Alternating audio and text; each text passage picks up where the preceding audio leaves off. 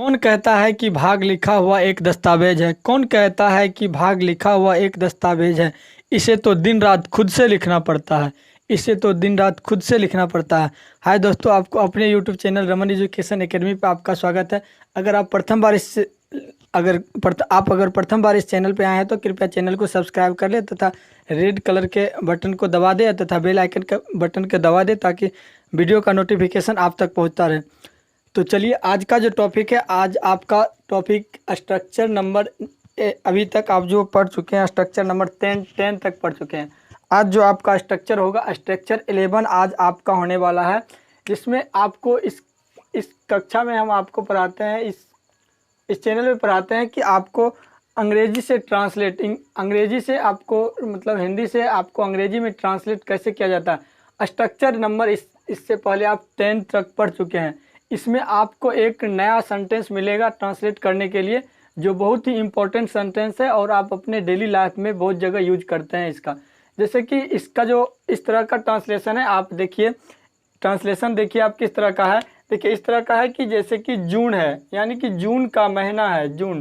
जैसे कि अगस्त है या अगस्त का महीना है, या जाड़ा है या जाड़ा का महीना है, या 5 बजा है या सोमवार है। इस तरह का ट्रांसलेशन आज जो आप ट्रांसलेट करिएगा, इस तरह के अनुवाद आज सीखिएगा। जैसे ऐसे बोल सकते हैं कि 5:15 बजा है, या 5:30 बजा है, या 2:45 बजा है, या 3:10, या इस तरह के कोई भी यदि सेंटेंस होता है तो उसका ट्रांसलेट आप कैसे करिएगा। सबसे पहले उस सेंटेंस को आप कैसे पहचानिएगा वो देखिए। वैसे सेंटेंस को पहचानने के लिए देखिए, ऐसे वाक्य जिसमें या तो दिन का जिक्र होगा, सेंटेंस में आप देखेंगे तो उसमें या तो दिन का जिक्र होगा, मतलब या तो दिन का बात आएगा, या तो किसी महीना का बात आएगा जैसे जनवरी फरवरी, या दिन का सोम मंगल बुध का यदि जिक्र आए, या महीना जनवरी फरवरी, या दिनांक किसी डेट का, या कोई मौसम, या तो जाड़ा हो या तो ठंडी हो या बरसात, कोई मौसम का बात इत्यादि का यदि बारे में बताया जाता है, तब जो उस वाक्य के अंत में है लगा है ऐसा बताया भी जाता है। और उस वाक्य के अंत में जब है लगा होता है, तब वैसे वाक्य का अनुवाद करने के लिए सब्जेक्ट के रूप में, तब उस वाक्य का अनुवाद करने के लिए इट का जो यूज होता है, इट का यूज मतलब इट सब्जेक्ट के रूप में रखते हैं, जिसका अर्थ लोप होता है, जिसका अर्थ सेंटेंस में कुछ विशेष अर्थ नहीं होता है, वो सेंटेंस में उसका अर्थ लोप हो जाता है, उसका कोई अर्थ नहीं रहता है। और उसका अनुवाद इस नियम से करते हैं, जैसा कि रूल आप देख रहे हैं। देखिए, सबसे पहले इट का यूज करेंगे और वो सब्जेक्ट मतलब इट का यूज सब्जेक्ट के रूप में करेंगे। इसमें कोई सब्जेक्ट नहीं रहता है पहले से, जैसे 5 बजाए तो इसमें सब्जेक्ट नहीं है। इट का यूज करेंगे सब्जेक्ट के रूप में, और इट के अकॉर्डिंग इज का यूज करेंगे हेल्पिंग वर्ब। सभी सेंटेंस में इज का ही यूज करना है, क्योंकि इट जो है सिंगुलर सब्जेक्ट है और सिंगुलर सब्जेक्ट के साथ इज जो है सिंगुलर वर्ब यूज आएगा। अब इज के बाद यदि दिन का, देखिए यदि दिन का यदि बात होता है तब यहाँ पे डे दीजिए, यदि महीना का बात आता है तब मंथ दीजिए, अगर दिनांक का बात आता है तो दिनांक आप लिखिए, यदि कोई ईयर का बात हो रहा है, वर्ष का बात हो रहा है तो आप ईयर लिखिए, या कोई मौसम मतलब सीजन का बात हो रहा है तो आप सीजन लिखिए, और उसके बाद यदि समय की बात हो रही है तो समय को दीजिए लास्ट में। और इस तरह से आप तब ट्रांसलेशन कर पाइएगा। जैसा कि आपका पहला जो सेंटेंस है, इसमें देखिए 5 बजा है, इसका ट्रांसलेट करिए। तो सबसे पहले आप देखिए यहाँ पे इट दीजिए, इज दीजिए, उसके बाद देखिए अब इट, देखिए इट, अब देखिए इट के अकॉर्डिंग हेल्पिंग वर्ब इज लगाइए, इट इज। अब कितना मतलब या तो यहाँ पे टाइम होगा, या तो डे होगा, या तो मंथ होगा, या तो ईयर होगा, या तो सीजन, या टाइम। यहाँ पे टाइम की बात हो रही है तो लास्ट में टाइम, इट इज। अब कितना बजा है, 5 बजा है, तो 5 के लिए 5 का यूज कीजिए, 5। अब क्लॉक, बजना का क्या होता है तो क्लॉक होता है, बजना क्लॉक, 5 o'clock, तो यहाँ पे 5 o'clock दीजिए। देखिए आपका ये ट्रांसलेशन जो है बन के तैयार हो गया। अब नेक्स्ट जो है सोमवार है, यहाँ पे दिन की बात हो रही है कि कौन सा दिन है, तो सोमवार है। तो इसको ट्रांसलेशन करने के लिए आप यहाँ पे रूल देखिए, स्ट्रक्चर में देखिए कि आपको इसका जब ट्रांसलेट करना होगा तो सबसे पहले देखिए आप सोमवार है तो सोमवार के लिए इट, देखिए इट इज। अब सोमवार दिन दिन का सोमवार का जो होता है वो मंडे, मंडे आप लिख दीजिए मंडे। देखिए आपका ये जो है ट्रांसलेशन बन गया है। अब देखिए नेक्स्ट में यहाँ पे है जून है, जून है तो इसका ट्रांसलेशन बनाने के लिए जून है तो इट इज मतलब ये कहने का मतलब जून है, यानी कि जून का महीना है, ऐसे मतलब इसका अर्थ यही होता है कि जून का महीना है। या अगस्त है तो अगस्त का महीना है, या जाड़ा है तो जाड़े का मौसम है। ठीक है, इस तरह से आप कहेंगे। तो जून है तो जून का इट इज़ जून लिखिए, इट इज़ जून। अब देखिए इट इज़ जून, ये आपका सेंटेंस देखिए बन के तैयार। अब अगस्त है तो it is August, it is August, it is August. अब देखिए अगस्त का अगर ऐसे रहता है अगस्त का महीना है तब उसका ट्रांसलेट अदर करिएगा इट इज़ अगस्त। मतलब यहाँ पे बात हो रहा है कि ये अगस्त का महीना ही होगा, क्या अगस्त का दिन हो सकता है? ऐसा सेंटेंस नहीं बनेगा, क्योंकि अगस्त जो है महीना है तो ये ऑटोमेटिक महीना है। ऐसे नहीं बोल सकते हैं कि मतलब मेरे बड़े भाई, अगर एक भाई है तो बड़े भाई कहने का मतलब ही नहीं बनता है। तो इसी तरह यहाँ पे अगस्त है मतलब अगस्त का महीना ही है। अब देखिए जाड़ा, जाड़ा है तो जाड़े का इट इज, अब जाड़े इट इज। अब उसके बाद जाड़े का जो मीनिंग होता है जाड़े का तो विंटर होता है, it is winter, it is winter. देखिए ये आपका ट्रांसलेशन बन चुका है। लेकिन अब इसका जो है, अब आप इसका इस स्ट्रक्चर पे आप इसका निगेटिव बनाइए। कोई ऐसा भी तो बोल सकता है कि क्या 5 बजा है, पूछने के लिए पूछ सकता है कि क्या 5 बजा है, तो ऐसे पूछ सकता है। तो इसका आप इंट्रोगेटिव बना लीजिए। तो इंट्रोगेटिव बनाने के लिए आपको हम बता रहे हैं। या कोई ऐसे भी तो पूछ सकता है क्या 5 नहीं बजा है, तो इसका निगेटिव भी बनेगा। अगर ऐसा कोई पूछ देता है क्या 5 नहीं बजा है, तब इसका इंट्रोगेटिव निगेटिव भी सेंटेंस बनेगा। तो अभी आपको हम इंट्रोगेटिव और निगेटिव सेंटेंस का स्ट्रक्चर आपको बता देंगे। और उससे पहले आपको कुछ बताना चाहते हैं कि कोई ऐसा भी वाक्य होता है जिसमें देखिए कि ऐसा कहता है कि 2:15 बजा है। जब आपको ऐसा बोलेगा कि 2:15 बजा है, तब आप सवा के लिए क्या यूज करिएगा, सवा बजने के लिए। तो सवा के लिए देखिए जब ऐसा रहे सेंटेंस कि 2:15 बजा है, तब सवा के लिए 2:15, या ऐसे रहे कि 3:15 बजा है, तब 3:15 के लिए आप यूज करिएगा कि 3:15। या ऐसे रहे कि 4:15 बजा है, तब आप यूज करिएगा 4:15। या ऐसे रहे कि 3:30 बजा है, अगर सेंटेंस में ऐसा रहे कि 3:30 बजा है, तो यहाँ से आप स्ट्रक्चर से बनाइएगा it is half past, it is half past, it is half past. अब जो टाइम रहे या 3:15 रहे तो 3 दीजिए, या 4 बजे तो 4 दीजिए, इस तरह से। कोई ऐसा भी मतलब सेंटेंस होता है कि 3:15 बजा है या 3:45 बजा है, तो उसके लिए 1/4, अब जितना टाइम रहे उतना दीजिएगा। यदि 4 की बात हो रहा है तो 4, यदि 3:45 बजा है तो 1/4, यदि 4:45 बजा है तब आप ऐसे लिखिएगा कि 1/4, या ऐसा भी। अब नेक्स्ट जो सेंटेंस होता है तो ऐसा भी सेंटेंस होता है कि 3:10 हुआ है, ऐसा भी सेंटेंस होता है। तब उसमें आप पास्ट लगाइए, जैसे कि इट इज लगाइए और उसके जस्ट बाद पास्ट लगाइए, इट इज। जैसे कि 3:03 हुआ है, तो ऐसे सेंटेंस इसका ट्रांसलेशन ऐसे होगा इट इज 3 पास्ट 3, मतलब कि 3:03 हुआ है। अब जो इसका आपको अभी बताने वाले हैं इंट्रोगेटिव और निगेटिव इंट्रोगेटिव सेंटेंस अभी बताने वाले हैं। और इसके बाद आपको आपके घर के लिए कुछ होमवर्क देंगे जो आपको घर से बनाना है।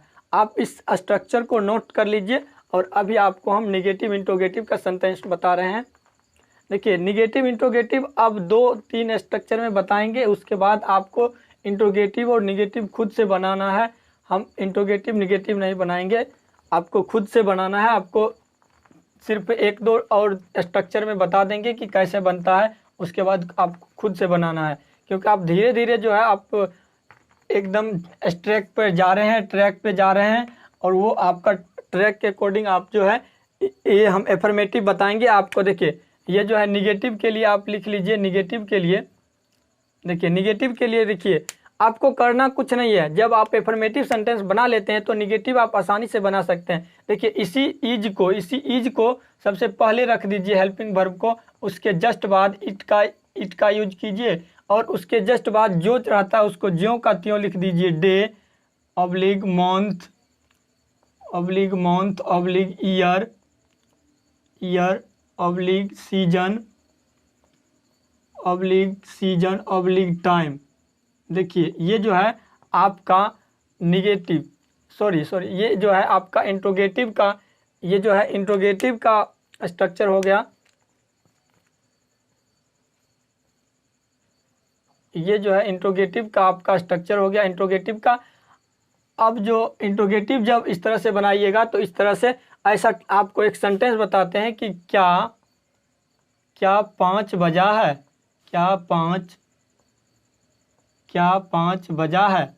तो ये सेंटेंस में आप इंट्रोगेटिव मार्क लगा दीजिए। अब देखिए क्या 5 बजा है, तब सबसे पहले आप हेल्पिंग वर्ब को लिखिए। हेल्पिंग वर्ब यहाँ पे इज है, इज उसके बाद आप सब्जेक्ट का यूज कीजिए इट।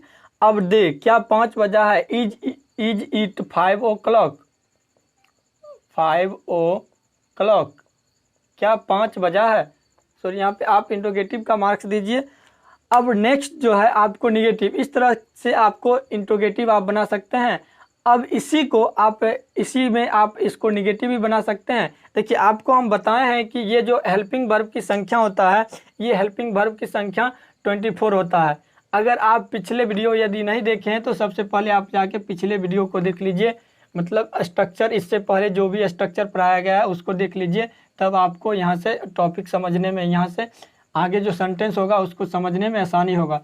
तो इंट्रोगेटिव बनाने के लिए आपको हम बताए हैं कि 24 जो हेल्पिंग वर्ब होता है, नोट का यूज जस्ट उसी के बाद करना है। जैसे कि अभी आपको फिर से बता रहे हैं, और धीरे धीरे जो है आपको निगेटिव इंट्रोगेटिव हम बनाना नहीं सिखाएंगे, आपको खुद से बनाना पड़ेगा। अब देखिए निगेटिव सेंटेंस के लिए देखिए इसी का निगेटिव, देखिए ये सिंपल सेंटेंस है तो इसका निगेटिव बनेगा, इंट्रोगेटिव बनेगा, इंट्रोगेटिव निगेटिव सेंटेंस भी बनेगा। जैसे कि देखिए निगेटिव के लिए इट, देखिए इट दीजिए, उसके जस्ट बाद हेल्पिंग वर्ब इज दीजिए। और आपको हम बोले हैं इज हो या वाज हो या वर हो या सेल हो या विल हो, इस तरह का कोई भी हेल्पिंग वर्ब हो तो ठीक हेल्पिंग वर्ब के जस्ट बाद जो होता है निगेटिव बनाने के लिए नोट का यूज किया जाता है। उसके बाद जो है उसको उसी तरह रख दीजिए, जैसे कि day oblique month oblique year oblique season oblique time. इस तरह से जो भी बाकी जो बचे उसको आप लिख दीजिए। ये जो है ये आपका निगेटिव सेंटेंस बनके तैयार है। देखिए ये आपका निगेटिव सेंटेंस बनके तैयार है। और जब आप इसको यदि फिर से अगर इंट्रोगेटिव निगेटिव अगर बनाना चाहते हैं तब आप इंट्रोगेटिव निगेटिव का देखिए इंट्रोगेटिव निगेटिव सेंटेंस का देखिए स्ट्रक्चर, इंट्रोगेटिव निगेटिव। देखिए टोटल जो कमाल है इसी रूल का, ये जो मेन रूल है इसी का कमाल है। इसी को हम आगे पीछे करके इंट्रोगेटिव बनाते हैं, निगेटिव बनाते हैं, इंट्रोगेटिव निगेटिव बनाते हैं। तो देखिए अब अगर फिर से आप इसको इंट्रोगेटिव निगेटिव बनाना है तो सबसे पहले इसको हेल्पिंग वर्ब को आगे रख लीजिए, उसके बाद इट को, उसके बाद नोट को, फिर आगे जो बचा हुआ है आगे जब बचेगा डे बचेगा तो डे को रख लीजिए, मंथ लिखिए, ईयर लिखिए, और उसके जस्ट बाद सीजन, मतलब कोई भी मोशन आए तब उसके जस्ट बाद टाइम। देखिए आपका ये इंट्रोगेटिव निगेटिव सेंटेंस का स्ट्रक्चर। देखिए अभी तक आपको हम 1 2 3 4 5 स्ट्रक्चर बताए हैं। ये 5 स्ट्रक्चर से और आगे इससे कोई सेंटेंस ज़्यादा बनने वाला नहीं है। जैसे कि अब आपको यदि एक और 2 ट्रांसलेशन इसमें बता देते हैं, उसके बाद आपको कुछ होमवर्क दे देंगे घर के लिए, और वो आपको बनाना पड़ेगा, घर के लिए दे देंगे। तो चलिए सबसे पहले आपको 2-3 ट्रांसलेशन जो इम्पोर्टेंट होता है और अक्सर पूछा जाता है, वही ट्रांसलेशन आपको हम अभी 2-3 ट्रांसलेशन बताने वाले हैं जो आपको डिफ़िकल्ट भी लगेगा, लेकिन यहाँ पढ़ने के बाद आपको ईजी लगने लगा होगा। देखिए जैसे कि ऐसे पूछ सकता है कि 3:15 बजा है। देखिए सेंटेंस देखिए 3:15 वजह है। अगर इसका अगर आपको वजह है, देखिए जैसा हम पहचान लिखाए थे उस पे ये पहचान पे ये डिपेंडेबल क्वेश्चन है, आधारित है, बेस्ड है। तो 3:15 बजा है, तो देखिए हम आपको यहाँ लिखा चुके हैं कि 3:15 के लिए एक क्वार्टर पास्ट का यूज करते हैं। तो आपको यहाँ पे यूज करना है कि इट इज। अब देखिए इट इज के बाद 3:15 बजा है, it is a quarter past 3, a quarter past 3 देखिए it is a quarter past 3 मतलब 3:15 बजा है। अब ऐसा एक और सेंटेंस होता है ऐसा कि 3:30 बजा है। जब 3:30 की बात हो, दूसरा सेंटेंस देखिए 3:30 बजा है, 3:30 बजा है, अगर ऐसा 3 बजा है, अगर ऐसा सेंटेंस है तब आप इसमें ऐसे यूज करिए कि 3:30 के लिए हम लिखाए हैं कि देखिए 3:30 के लिए इट इज तो देना ही पड़ेगा, क्योंकि आपको शुरू में लिखा दिए हैं कोई भी जो या तो दिन, महीना या मौसम या डेट से स्टार्ट हो तो सब्जेक्ट के रूप में इट का यूज करते हैं, इट इज। और देखिए 3:30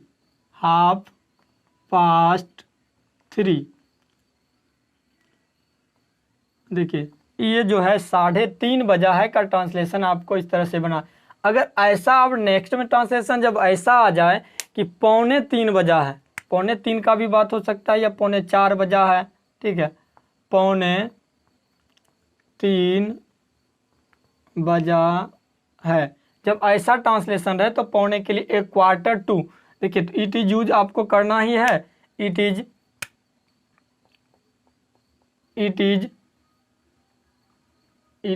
ए क्वार्टर, टू, देखिए 3:45 तो 3 की बात हो रहा है तो क्वार्टर 3, 3:45 बजा है।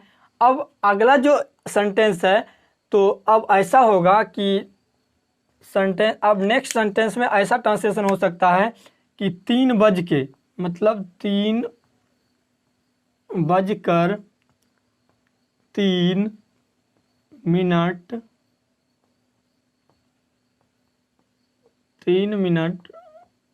हुआ है। देखिए अब ऐसा ट्रांसलेशन रहेगा तो आप इसमें 3:03 में तो इट इज लगाइए, इट इज के बाद इट इज पास्ट 3,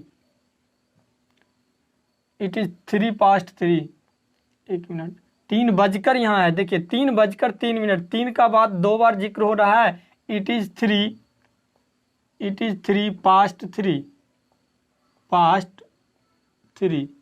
देखिए इस तरह से आप जो है आपको टोटल स्ट्रक्चर इसमें बता दिए हैं, निगेटिव का, इंट्रोगेटिव निगेटिव का, अफर्मेटिव सेंटेंस का टोटल रूल लिखा दिए हैं। अब आप जो है कुछ ट्रांसलेशन नोट कीजिए जो आपको होमवर्क के रूप में बनाना है घर के लिए। होमवर्क के रूप में आप नोट कीजिए आज का जो ट्रांसलेशन है, लिखिए 5 बजा है, नेक्स्ट लिखिए 5:15 बजा है, नेक्स्ट लिखिए 5:15 बजा है, नेक्स्ट लिखिए 5:30 बजा था, 5:30 बजा है, नेक्स्ट लिखिए 5:05 हुआ है, नेक्स्ट लिखिए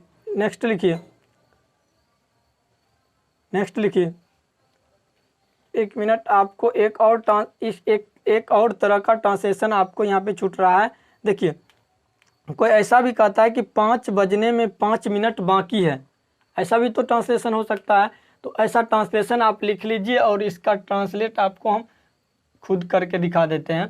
तो नेक्स्ट में देखिए ये जो मतलब ऐसा ट्रांसलेशन है कि 5 बजने में 5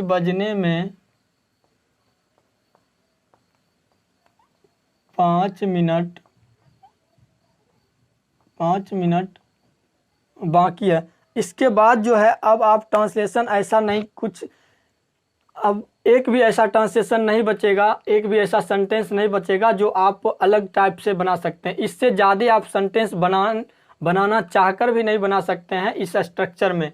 आप या समय से रिलेटेड आप कोई भी जो क्वेश्चन होगा इसके बाद आप नहीं बना सकते हैं कि आप कोई घड़ी के लिए कोई भी मतलब सेंटेंस आप नहीं बना सकते हैं जो इसमें आपको छूटा होगा। टोटल सेंटेंस आपको हम बता दिए हैं। तो इसमें आपको अब क्या बनाना, इसका जो ट्रांसलेट करना है तो आप इसका ट्रांसलेट कैसे करिएगा, देखिए सबसे पहले तो आप इट इज का यूज करिएगा, इट इज का यूज करिएगा।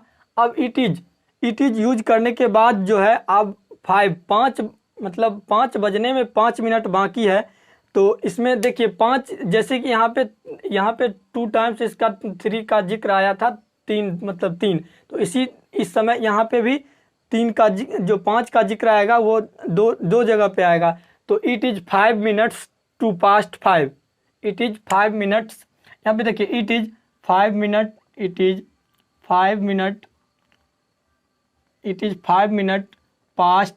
देखिए अब इसमें सिर्फ जो है आपको 2 लगाना है। देखिए यहाँ पे सिर्फ आपको बजकर मतलब मिनट बाकी है जब रहे तो पास्ट टू होगा, तो पास्ट टू फिर 5 दे दीजिए।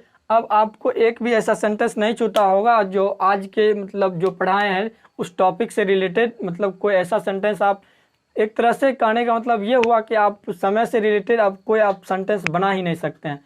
तब आप इसको नोट कर लीजिए और अगला आप सेंटेंस लिखिए, दिसंबर है, नेक्स्ट लिखिए दोपहर का समय है, नेक्स्ट लिखिए जून का महीना है, आगे लिखिए बसंत है, आगे लिखिए सुबह है यानी सुबह का समय है, नेक्स्ट लिखिए शाम है, नेक्स्ट लिखिए अंधेरी रात है, नेक्स्ट में लिखिए गर्मी का ऋतु है यानी कि गर्मी है, या ऐसे भी पूछ सकता है या तो गर्मी है या गर्मी का ऋतु है।